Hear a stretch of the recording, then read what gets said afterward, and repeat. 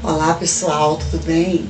Então, como vocês estão vendo, estou com uma Bíblia Almeida, revista corrigida.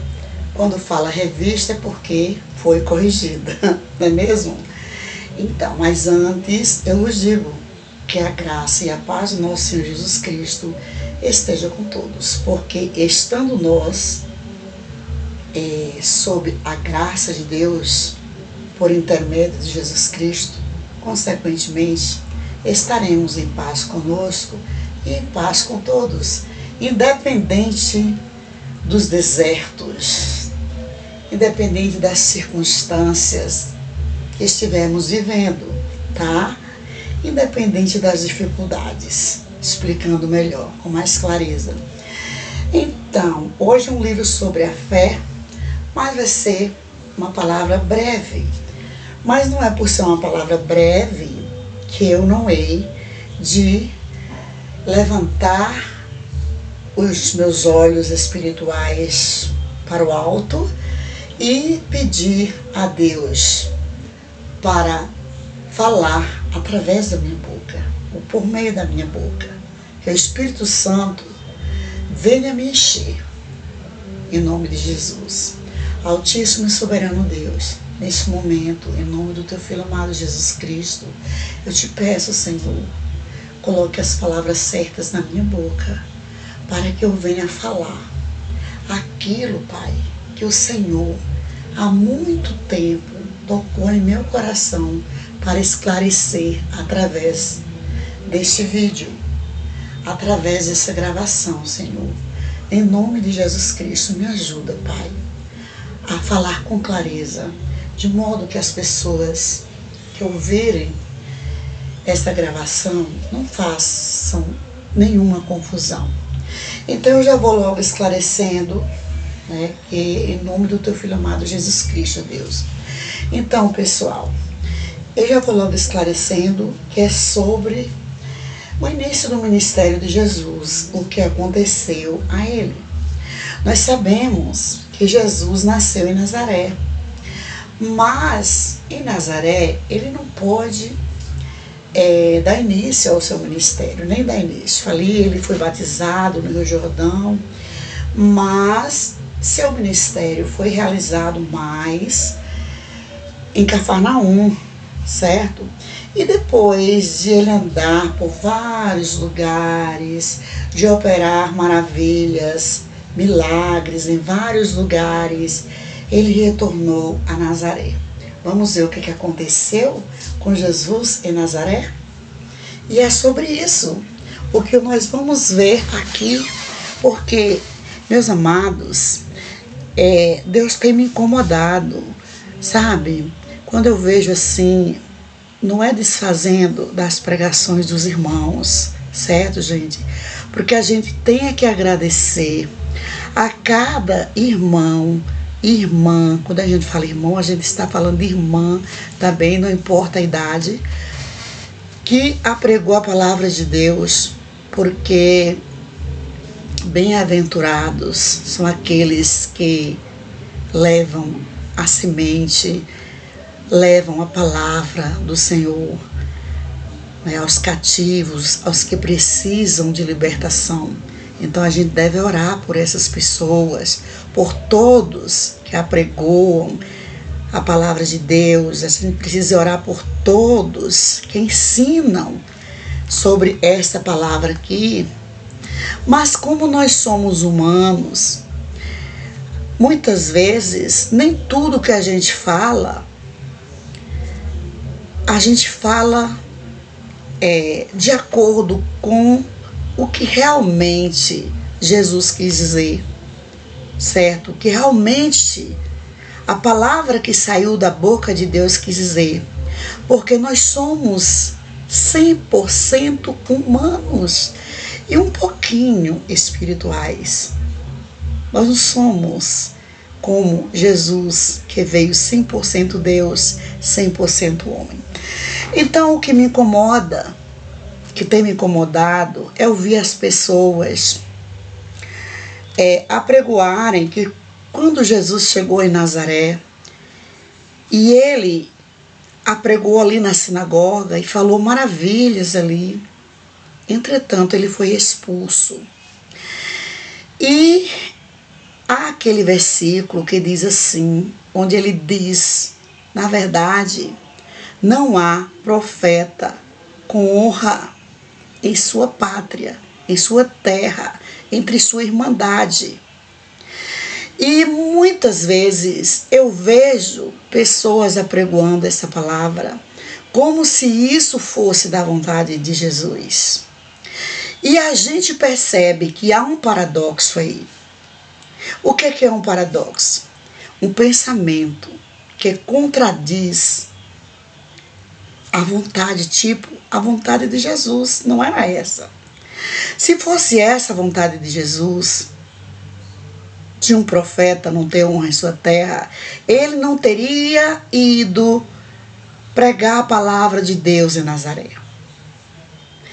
Então, naquela época, as pessoas não eram como nós somos hoje, bem instruídas com relação à palavra de Deus, como nós somos hoje. Naquela época, as pessoas não tinham o acesso que nós temos em manusear esse livro e procurar entendimento através desse livro, certo? Então, quando Jesus falou aquilo, ele não quis dizer que teria que ser assim, como muitos hoje abrem a boca e dizem assim, é palavra de Jesus. Não existe profeta com honra em sua terra. Mas será que isso é da vontade dele? Da vontade de Jesus? Não é não, gente. Não é não. Isso é a mesma coisa de eu pregar o amor e sair espancando as pessoas. De eu pregar a fidelidade e ser infiel com as pessoas. Certo? Paradoxo é isso aí. Um pensamento que contradiz outro pensamento. Jesus veio com boas intenções de apregoar a palavra de Deus na sinagoga em Nazaré. Entretanto, ele foi expulso dali. E ali ele disse aquelas palavras. Que não há profeta com honra senão, né? Aliás, não há profeta com honra em sua terra. Foi isso mesmo que ele quis dizer. Vamos ler para esclarecer melhor?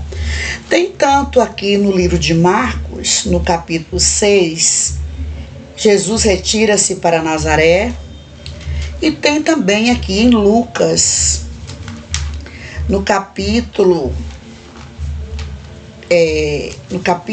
4, a partir do verso 14, eu gosto muito das palavras do livro de Lucas. Eu acho assim, mais bem explicadas, não desfazendo os outros livros. Aqui diz o seguinte, Jesus é expulso de Nazaré. Nós sabemos que Jesus nasceu em Nazaré, certo? Então, a partir do verso 14 aí, do capítulo 4 do livro de Lucas, diz: então, pela virtude do Espírito, voltou Jesus para a Galileia, e a sua fama correu por todas as terras em derredor. E ensinava nas sinagogas, por todos era louvado. E chegando a Nazaré, com a gente, primeiro diz, pela virtude do Espírito. Então, o que aconteceu com ele em Nazaré não é para nós aceitarmos, não, gente. Nós temos sim que honrar os profetas da nossa pátria, sim. Jesus não quis dizer que nós não temos que honrar os profetas da nossa pátria, não. Senão ele não mandaria nós honrarmos os nossos pais, nossas mães, que são profetas que nos ensinam muitas verdades. Nossos pais, nossa mãe, nosso pai, nossos irmãos mais velhos, nossa parentela entre os mais velhos. Jesus ensina a gente a honrar pai e mãe, certo? Então já começa daí. Ele foi, pela virtude do Espírito Santo, até a Galileia, e ali ele chegou em Nazaré. E por onde ele passava, havia curas, milagres, muitas coisas boas aconteciam, ensinamentos bons, pessoas eram transformadas, certo? E aí, diz o 15, e ensinava nas suas sinagogas, e por todos era louvado. O 16, e chegando a Nazaré, onde fora criado, entrou num dia de sábado, segundo o seu costume, na sinagoga. Ele tinha um costume, gente, ele era judeu, né? De ir aos sábados na sinagoga. Na sinagoga e levantou-se para ler. Naquela época já tinha o Pentateuco, né, que até hoje é lido nas sinagogas judaicas. E foi-lhe dado o livro do profeta, quem? Isaías. E quando abriu o livro, achou o lugar em que estava escrito, gente, olha que lindo, o 18, o Espírito do Senhor é sobre mim. O que foi profetizado pelo profeta Isaías. Pois que me ungiu para evangelizar os pobres, enviou-me a curar os quebrantados do coração, a pregoar liberdade aos cativos e dar vista aos cegos, a pôr em liberdade os oprimidos e a anunciar o ano aceitável do Senhor. Ora, Jesus cura quem? Os quebrantados de coração. Quem são os quebrantados de coração? Os humildes, né? Tipo, aquela pessoa, como aquele menino, que enquanto os discípulos estavam discutindo sobre qual era o maior no reino de Deus, ele pegou o menino e disse, aquele que se tornar como este menino, como uma criança inocente, certo? Não são todas as crianças, não. Mas aquela criança que Jesus apresentou era pura. Era uma criança que não tinha maldade. Era uma criança que não tinha inveja de ninguém. Era uma criança que não era exaltada. Era uma criança que não se considerava maior do que ninguém, mais importante do que ninguém, mais sábia do que ninguém. Era uma criança que, por certo, se sentia a menor pessoa dentre as demais pessoas que estavam à sua volta. Porque esse quebrantamento quer dizer isso. Quer dizer que ele vem de uma pessoa que se sente a menor entre todas. Certo? Não é aquela pessoa que se acha coitadinha, não. Não é isso, não.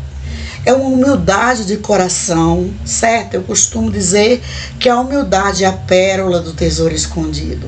Porque sem humildade, a gente não vê o trabalhar de Deus na nossa vida. A gente não vai ter um entendimento real da palavra de Deus, se a gente não tiver humildade.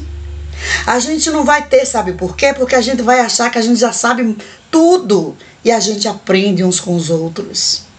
Cada vez que você escuta uma pessoa, por isso que eu iniciei falando que a gente deve orar por todas as pessoas que ensinam a palavra de Deus, porque cada uma delas tem algo importante da parte de Deus para nos falar. Cada uma delas tem algo importante que vem da parte de Deus, que nós precisamos aprender, certo?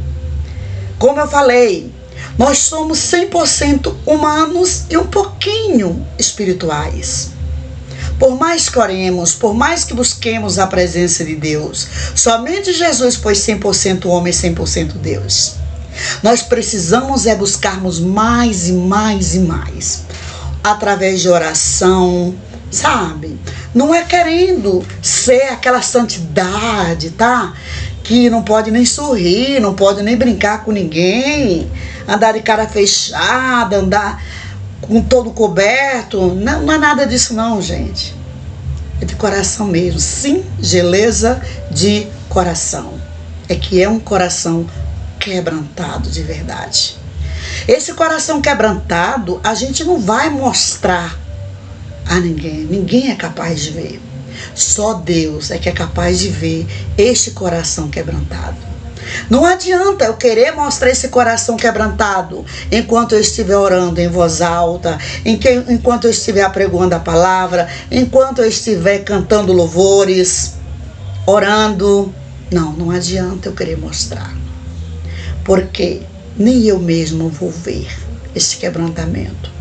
Só Jesus, só Deus, Pai, Filho e Espírito Santo, quem irá perceber este quebrantamento no meu e no teu coração.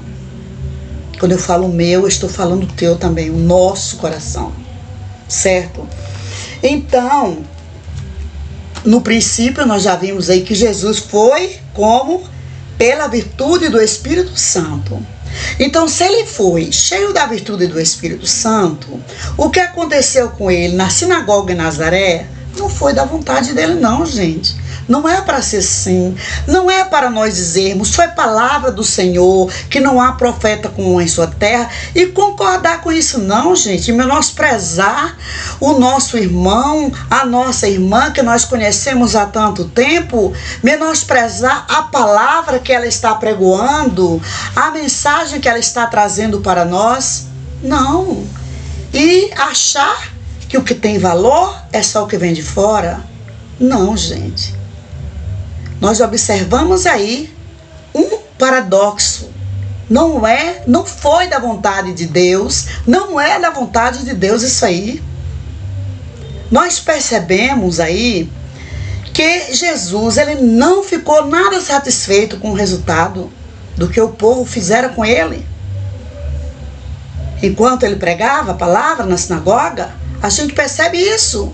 Aí a gente às vezes vê o irmãozinho apregoando que é da vontade de Deus, simplesmente porque saiu da boca de Jesus que não há profeta como em sua terra. Há um paradoxo. E paradoxo quer dizer o quê? Um pensamento contraditório. Porque Jesus foi guiado pelo Espírito Santo, foi cheio, guiado não, ele sempre foi cheio, ele foi pela virtude do Espírito Santo. Tudo que ele fazia era pela virtude do Espírito Santo, porque ele era o Espírito Santo na terra. Pai, Filho e Espírito Santo. Certo? Então, ele foi pela virtude do Espírito Santo. Tudo o que ele fazia. Então, ele estava ali na região da Galileia e chegou até Nazaré, a sua cidade natal, e foi apregoar na sinagoga, como era de costume fazer. No sábado, ele foi apregoar. E lá ficaram admirados, né? Vamos ler que é melhor a gente ler, para eu não falar só com as minhas palavras e falar diferente do que está na Bíblia. O 19, aliás, o 18, o Espírito do Senhor é sobre mim. Ele lendo no livro de Isaías. Pois que me ungiu para evangelizar os pobres, enviou-me a curar os quebrantados de coração, a apregoar liberdade aos cativos e dar vista aos cegos, e pôr em liberdade os oprimidos e anunciar o ano aceitável do Senhor. Jesus chegou ali curando as pessoas de todas as enfermidades, tanto no corpo quanto na alma, tanto a cegueira material quanto a cegueira espiritual, tanto a doença física quanto a doença espiritual. E cerrando o livro que ele estava lendo, o livro de Isaías,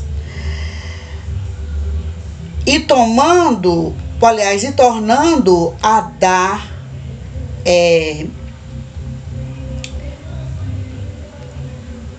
ao ministro, assentou-se, está um pouco escuro aqui, assentou-se, entregou o livro ao ministro e assentou-se, e os olhos de todos na sinagoga estavam fitos nele. Todo mundo ficou admirado, porque o homem de Nazaré chegar ali fazendo tantos prodígios, né, todo mundo fica admirado, não é para menos. Até hoje acontece, não é mesmo? Então começou a dizer-lhes: hoje se cumpre esta escritura em vossos ouvidos. De qual escritura Jesus está falando? Do que Isaías profetizou.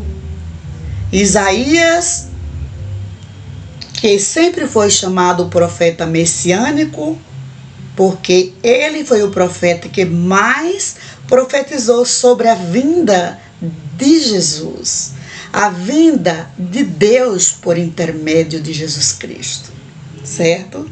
E ele terminou de ler o livro, entregou o livro para o ministro da sinagoga e começou a dizer-lhes: hoje se cumpre essa escritura em vossos ouvidos, porque ele estava ali. O que Isaías profetizou naquele livro estava se cumprindo ali, naquele momento. O 22 disse: todos lhe davam testemunho e se maravilhavam das palavras de graça que saíam da sua boca e diziam: não é este o filho de José? E ele lhe disse, observe o que Jesus falou. Será que Jesus falou essas palavras aí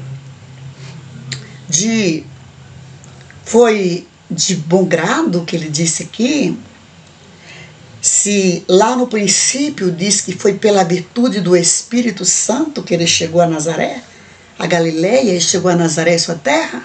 Será que o que está aqui é da vontade dele? Ou é um paradoxo? E ele lhes disse, quando eles falaram: não é este o filho de José?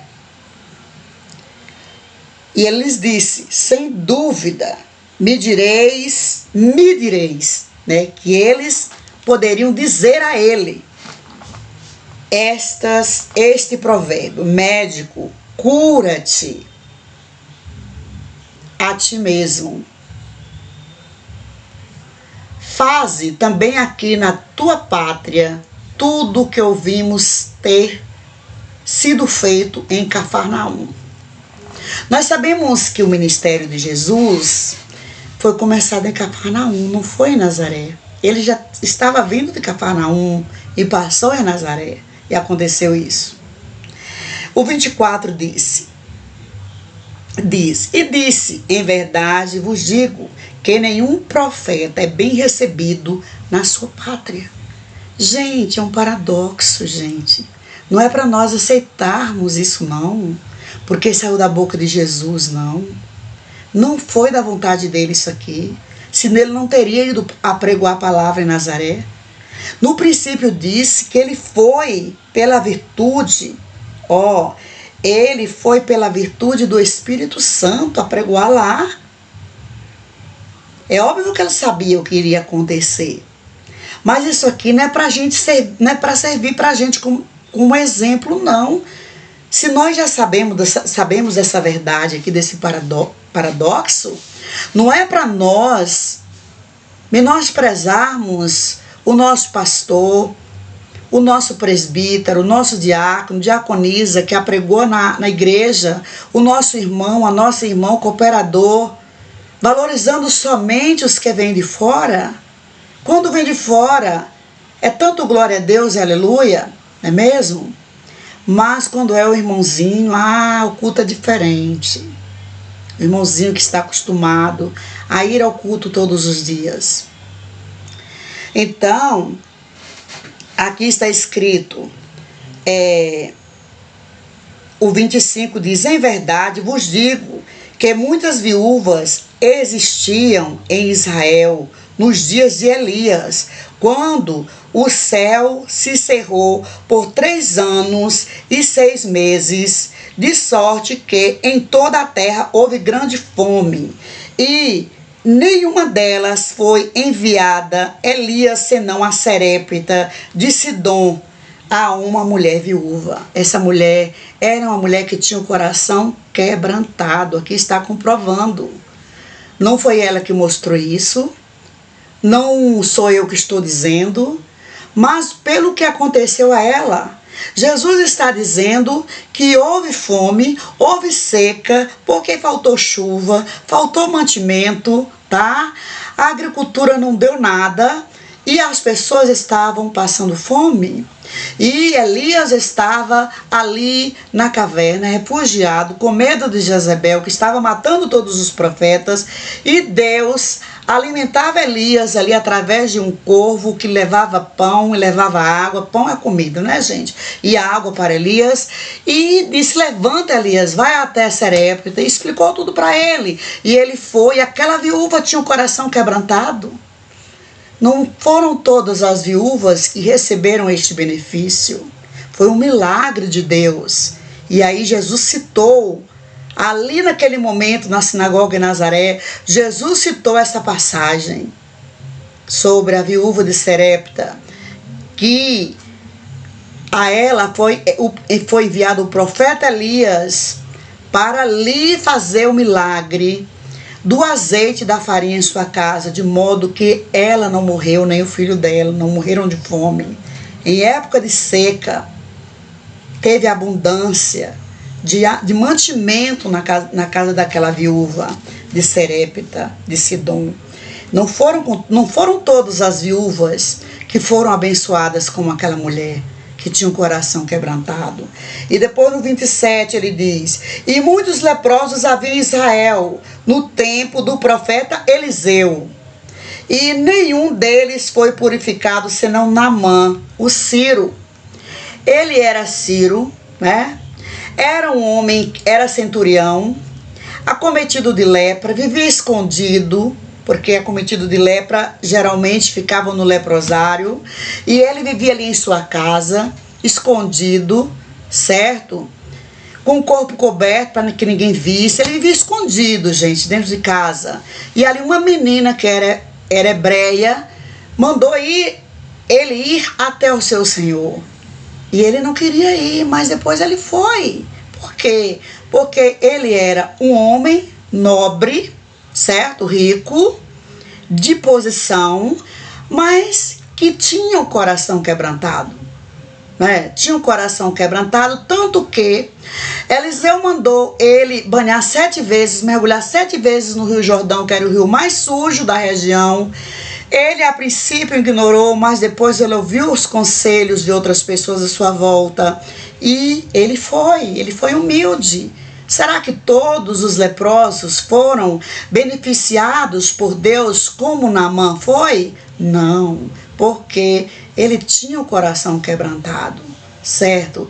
Já o servo de Eliseu se deu mal, porque cresceu os olhos sobre as riquezas que Naamã foi presentear a Eliseu.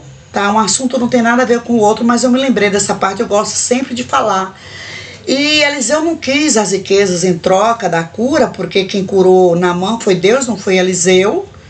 Foi por intermédio de Eliseu, mas quem curou foi Deus.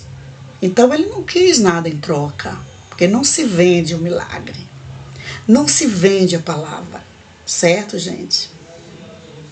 O coração quebrantado, Deus vê o coração quebrantado em todas as pessoas. O 28 diz: e todos na sinagoga, ouvindo essas coisas, se encheram de ira, gente. De ira, ficaram irados.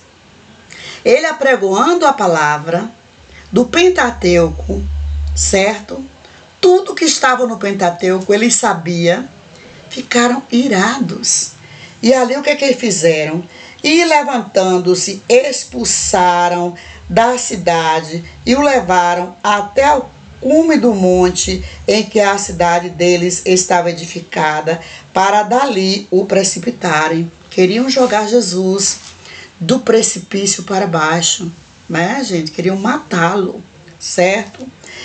O 30 diz: ele, porém, passando pelo meio deles, retirou-se e desceu a Cafarnaum, cidade da Galileia, e os ensinava nos sábados, e admiravam a sua doutrina, porque a sua palavra era com autoridade. Então Jesus pôde fazer milagres em todos os lugares, menos em sua terra natal. Por isso que ele disse que não há profeta com honra em sua terra. Mas isso aí é um paradoxo, gente.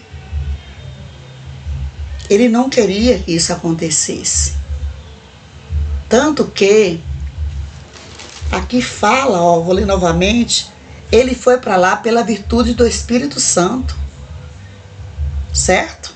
Não foi de qualquer maneira, não. Foi pela virtude do Espírito Santo. E quando ele disse também, que eles falaram assim, não é esse o filho de José? Fazendo pouco, sabe? Em outras palavras, diz assim, lá no livro de Marcos já fala diferente, Marcos 6, no verso 4, diz assim, verso 4, e Jesus lhes disse, não há profeta sem honra, senão na sua pátria, entre os seus parentes e na sua casa.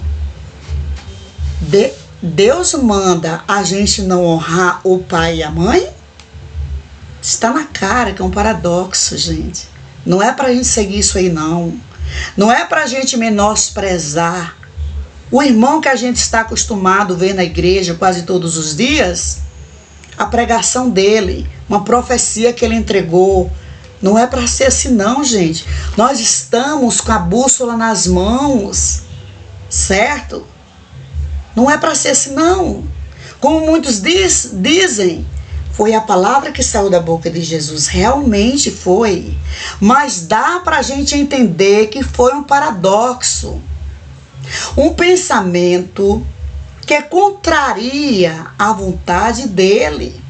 É como se eu estivesse pregando aqui o amor e lá na frente eu judiasse do meu próximo, tá? Outra coisa também, tornou-se o primeiro mandamento é amar a Deus sobre todas as coisas, né? E ao teu próximo como a ti mesmo, certo? E aí, como é que eu vou menosprezar a sabedoria do meu irmão, o ensinamento do meu irmão, simplesmente porque eu estou vendo todos os dias? Ele não pode ser um profeta na minha casa? Os primeiros ensinamentos que nós recebemos vêm de quem? Do nosso pai e da nossa mãe. Então está na cara aí que é um paradoxo. Não é para a gente sair por aí menosprezando os pregadores da congregação que a gente congrega, para dar valor apenas os que vêm de fora. Não estou dizendo que nós não devemos receber bem os nossos irmãos de fora, mas não devemos também menosprezarmos a sabedoria dos nossos irmãos, com os quais nós congregamos quase todos os dias. Então era isso, irmãos. Eu queria falar nesta palavra. Há muito tempo que eu senti isso, porque eu vejo as pessoas apregoando como se saiu da boca de Jesus é a verdade. Sim, é a verdade, mas não é para ser assim. Contradiz a vontade dele. É um paradoxo. É um pensamento contrário à vontade dele, que contraria a vontade dele. Tanto que contrariou a vontade dele, que ele falou sobre, dentre as viúvas ali com a seca, com toda a seca, ele só citou uma que foi beneficiada pela vontade de Deus. Dentre os leprosos, ele citou um que foi beneficiado pela vontade de Deus. Então cabe a nós entendermos essas coisas. Não é porque está escrito aqui, certo? Que saiu da boca de Jesus realmente, mas não foi da vontade dele isso, para nós seguirmos isso, menosprezarmos o nosso irmão pregador lá da igreja e acreditarmos somente nos profetas que vêm de fora. E que assim, Deus abençoe a todos, que todos venham ter entendimento, que Deus venha abrir o nosso entendimento para nós apregoarmos esta palavra, porque há muitas coisas aqui que nós precisamos saber ainda. Muitas coisas. Eu digo isso porque eu mesma não me atrevo a apregoar umas partes que existem aqui na Bíblia. Eu preciso orar, estudar e pedir a Deus o entendimento. Certo? Há muitos livros aqui que eu não acho tão fáceis, certo? Então a gente precisa ler direitinho e pedir a sabedoria do autor, do Espírito Santo, para a gente falar de acordo com a vontade de Deus. E que assim Deus abençoe a todos. Mais uma vez, fique aí com o meu abraço e o meu beijo fraterno no seu coração. Aí da sua irmã em Cristo, a professora Ilza Saldanha. Bye, bye. Que Deus abençoe a todos.